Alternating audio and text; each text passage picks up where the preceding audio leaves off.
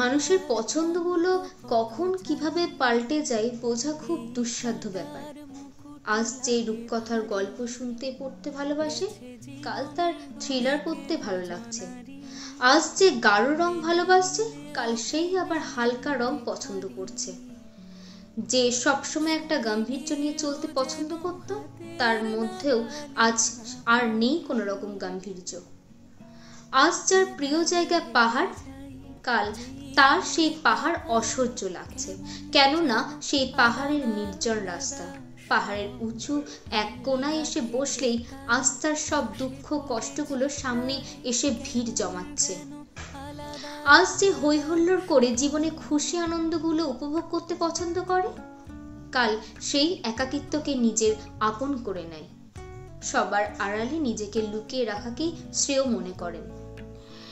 আমরা সাধারণত এই সমস্ত মানুষদের কি হয়েছে, কেন হয়েছে, এগুলো নিয়ে এত বেশি কৌতূহল হয়ে পড়ি, সেই কৌতূহল বশত জিজ্ঞাসা করা কথাগুলোই ওই মানুষটার কেমন লাগতে পারে সেটাও একবার বিবেচনা করি না। ভেবেও দেখি না কোন অধিকার থেকে প্রশ্নগুলো করছি। কোনো এখতিয়ার কি আদৌ আছে তার পার্সোনাল জীবনে ঢুকে প্রশ্ন করার? ঘুরিয়ে পিছিয়ে কোনো না কোনো ভাবে সেই মূল বিষয়ের কথাটা টেনে আনাটাই মূল লক্ষ্য হয়ে যায়।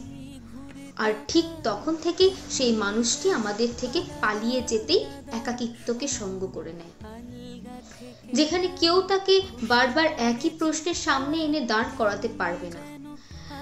যদি কখনো কোথাও চেনা বা অচেনা এমন কোনো মানুষকে দেখেন যারা এই ধরনের মানসিকতার রোগের কারণে নিজের জীবনের ছন্দগুলোকেই পাল্টে ফেলেছে, তবে তাদের আঘাতকে খুঁচিয়ে খুঁচিয়ে ঘা না করে সামনের দিকে এগিয়ে নিয়ে যেতে মোটিভেট করুন।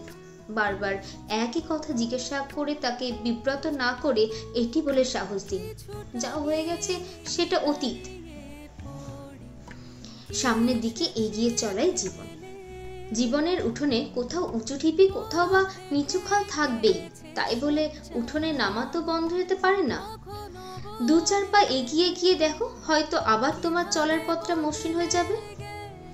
আপনার এই কথাটি তাকে এগিয়ে নিয়ে যেতে সাহায্য না করলেও মনের মধ্যে একটা জোর একটু সাহস দেবেই। এটুকু না হয় করলেন, কি আসবে যাবে তাতে?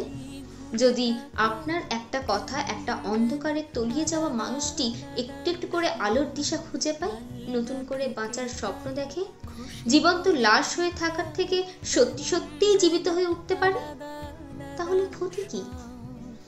কলমে অনুরাধা ঘোষ, কণ্ঠে নয়নিকা।